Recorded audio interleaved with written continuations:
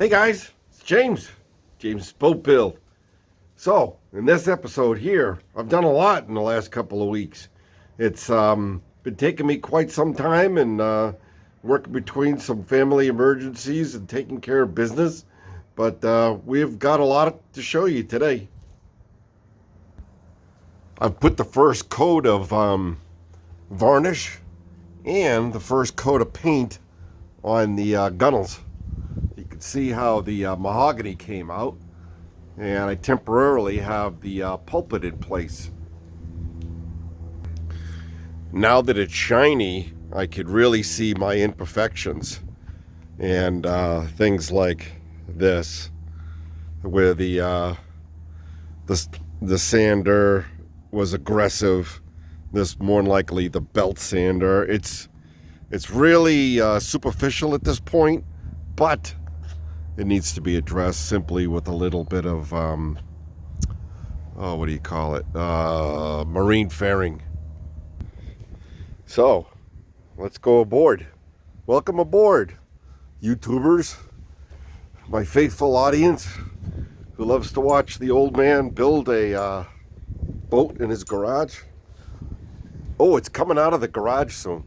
I found this awesome place. More about that later. So, now you can really see the mahogany up close. And I have the bottom structure in there for support. And this wasn't that hard. I ripped out some pieces and basically lined them up. And I had extrusions coming out here. I put 2 nails here. Matter of fact, you can still see the nail holes there. And bent a batten into this nice arch and cut it in place. Now I still need the sand to fit the layer that's going to be on top of this, which will be the arch that comes up to the roof of the bunk. As you can see, I made hatches, I should say doors, to get into these places. This will be the bunk, and this will be the starboard side, and the other side is the port side. And I really didn't want to make these, but I really kind of had to, because you're going to want it for storage space. It's a lot of room there, and I can't imagine not having it, just being it gone. And what if there's any damage to the hull? You'd want to be able to somehow inspect it, right? And this, of course, is going to be the locker, and that's where the windlass is going to be up here, and the chain and the anchor is going to be swinging off in the front of the bow, and all the rope and chain will fall down into there. Here's a picture looking aft. There's the fuel tank. I still need a piece of plywood to put in front of there. I have a hatch here that's for maintenance and easy access to, and along with this one, and I'll show you those. So basically, this is just an inspection hatch, and that'll give me access to the hose if ever they needed to be serviced or for whatever reason. It's just good forward planning. I had to bump this up a notch, probably 3/4 of an inch, because when I got the tank back from the welder, for whatever reason, he raised up this intake pipe, and I just didn't want to deal with it anymore. I just figured I'm gonna just go with what I got. So I'll screw this down, and that'll be the end of it. If it's a little bump here, but this won't be in the way of anything, because the seat for the co-pilot will be sitting right here. And as you can see here, I got my fill tube and my vent lines, and I cut out the hole for the filler cap. This right here is also another access panel, and this is the This is going to be the intake, and this is the intake hose. I just haven't connected it to yet.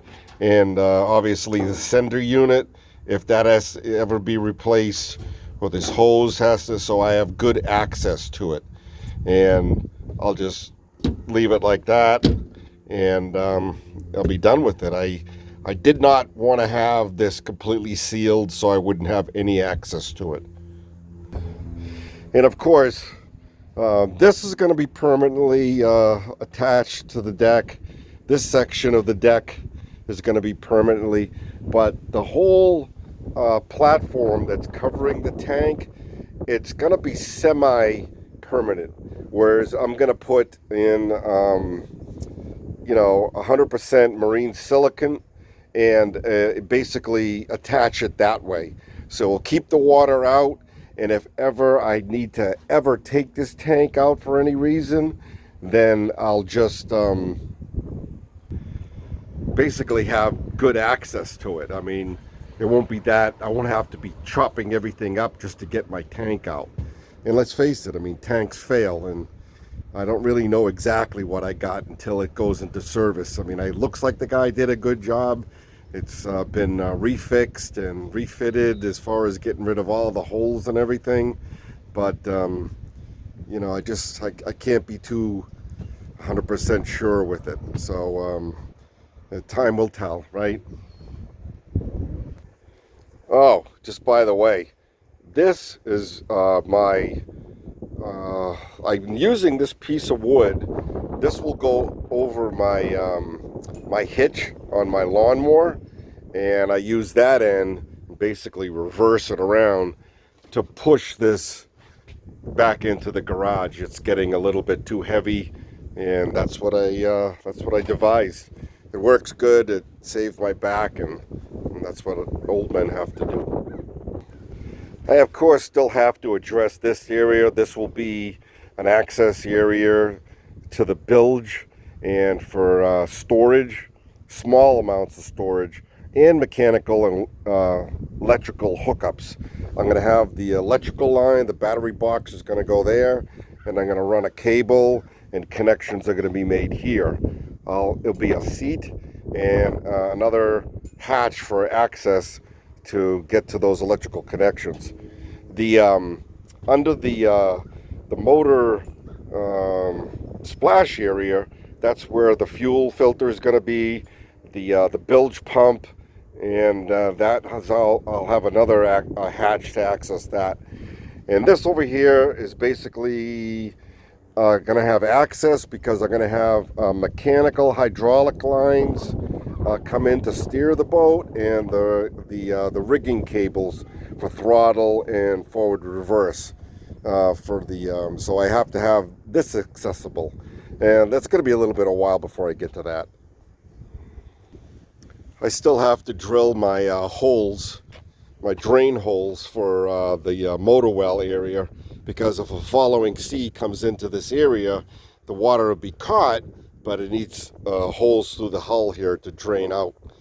That's not that hard, but still has to be addressed. You might be seeing some shiny spots and some dull spots. That's because I re-primed underneath here, and I lightly put some paint over it. So I'll put the last coat of paint on after I scuff it all up one last time, hopefully.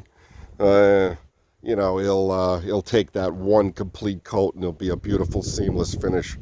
But that's it, guys. I'm pounding at it, and I'm working as hard as I can to get it done. It doesn't seem to me like it's fast enough, but it's getting there. And pretty soon you're going to start seeing the roof for the sleeping area come in, and then of course the pilot house. I think I'm gonna not raise the roof just yet, so I can still have access to the bringing it in and out of the garage. I want to keep the boat here as long as possible, even though I have a storage facility now. It's just obviously easier to work on when it's right here, opposed to throwing the boat on the trailer and